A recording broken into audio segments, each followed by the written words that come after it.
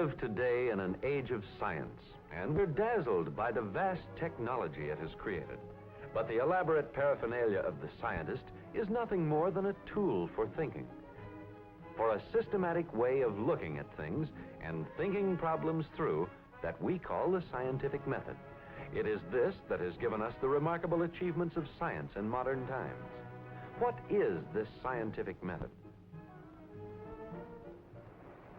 We know that a scientist gains knowledge through observation of physical facts.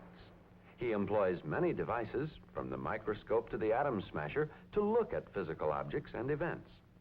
He works with intricate measuring and counting devices. He makes use of any number of experimental techniques. But all of these are merely aids to observation. Most important of all, a scientist has to think about what he sees, to reason a problem through from observed facts to observable results. To find out how a scientist thinks through a problem, let's consider an example from modern medicine. Medical science today owes much to one of the great scientific achievements of recent times, the discovery of penicillin, a wonder drug now saving thousands of lives.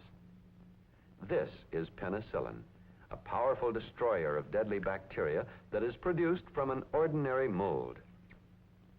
Until a few years ago, penicillin was unknown. The discovery was a remarkable achievement of the scientific method. It began in the year 1928 in London, in the laboratory of Dr. Alexander Fleming, a British bacteriologist. For a number of years, Fleming had been seeking a drug that would destroy types of bacteria that cause infection. Just now, he was growing a number of colonies of these infectious bacteria for his experiments. Scientists call these growths bacterial cultures. This day, he found that one of his bacterial cultures had become polluted. A spot of mold had developed in the dish, spoiling the culture. Dr. Fleming was about to throw the polluted dish away when something stopped him. He noticed that around the mold there was a ring of clear jelly, free of bacteria. Examining the jelly more closely, he began to wonder if something in the mold was killing the bacteria.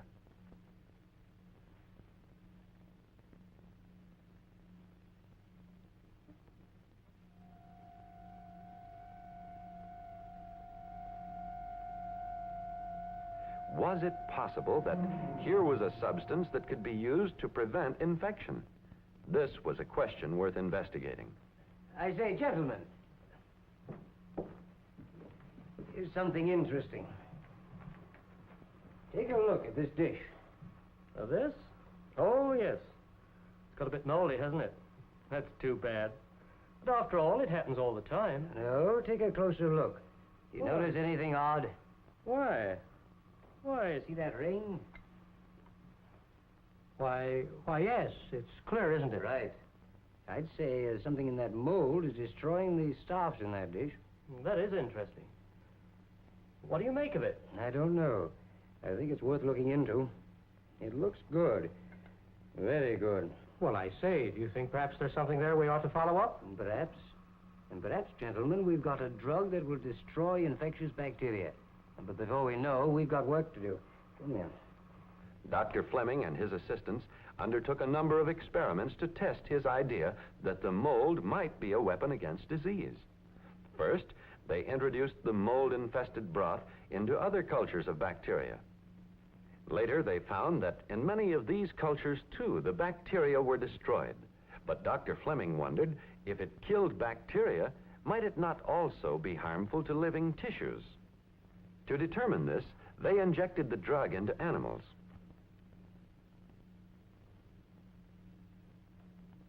They found that the animals were not harmed by the drug. Then, mixing it with human blood, Dr. Fleming determined that it did not harm the germ-killing cells in the bloodstream. Dr. Fleming reached the conclusion that he had found a drug that would destroy bacteria and that, some evidence indicated, would not harm human tissues. He published a paper describing his experiments.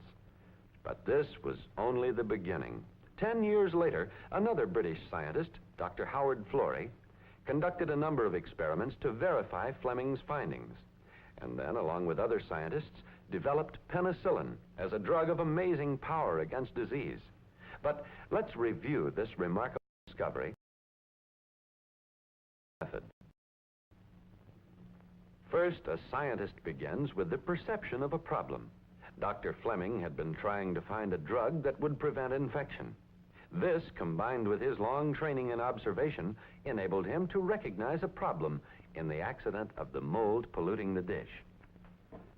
The second step was to make preliminary observations. This brought him to the third stage in scientific method, thinking of a hypothesis or possible solution to the problem.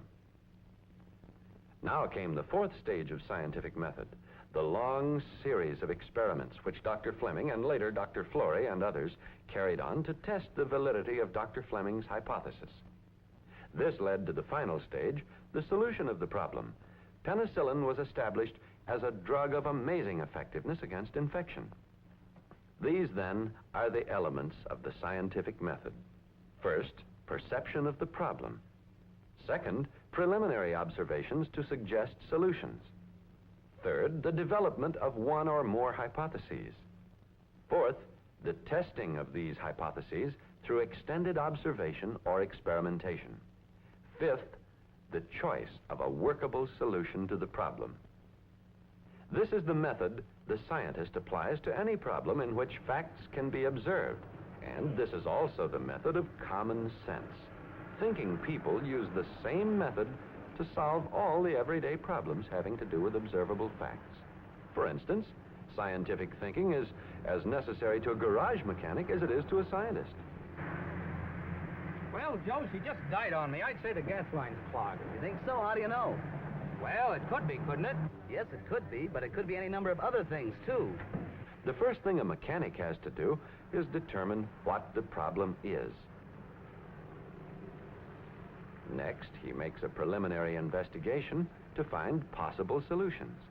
Then, he develops his hypotheses. Next, he tests these hypotheses, discarding them one by one if they prove false. Until finally, he hits upon the right solution to the problem. With problems of this kind, of course, almost everyone tries to think systematically.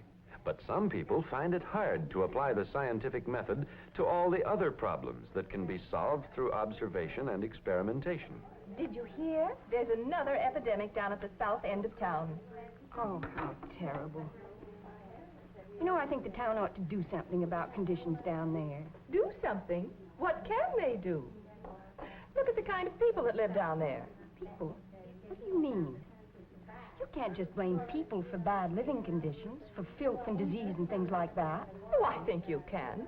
After all, that's the way that kind of people like to live. I'm not so sure. I think the town ought to do a study of those conditions and get at the cause of it. Some people let prejudice dictate the answers to problems. But thinking people realize that solving such problems requires systematic observation and the gathering of many facts. All the factors bearing on the problem have to be investigated. Then, the facts have to be studied to find the best ways of solving the problem. And finally, the most promising solutions have to be tested in practice.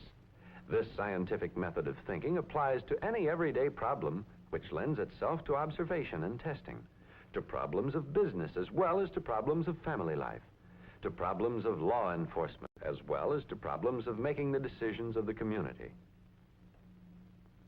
This is the method of common sense thinking fully as much as it is the method of science.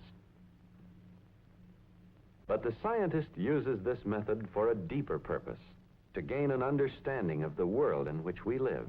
For instance, long before men were able to combat disease, the causes of disease had to be discovered through years of scientific investigation. The French scientist Louis Pasteur began his work as a practical effort to stop the diseases attacking silkworms and certain animals in France. Systematic observation led him to the hypothesis that the cause of disease might be found in the bacteria present in diseased organisms. He devoted much of his life to testing this hypothesis, to a succession of careful experiments with animals.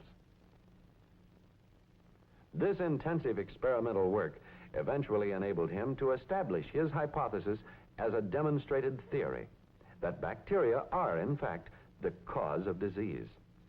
This scientific discovery brought about a revolution in the practice of medicine, enabling modern medical specialists to make great advances in understanding and conquering disease. Keen perception of problems, careful observation, imaginative development of hypotheses, rigorous testing and experimentation, choice of the most workable solutions. These are the steps essential to the scientific method of solving problems. And while most of us are not engaged like the science in the mysteries of the universe, we still may use his method in everyday life. For this, the scientific method is a tool for clearing and effective action.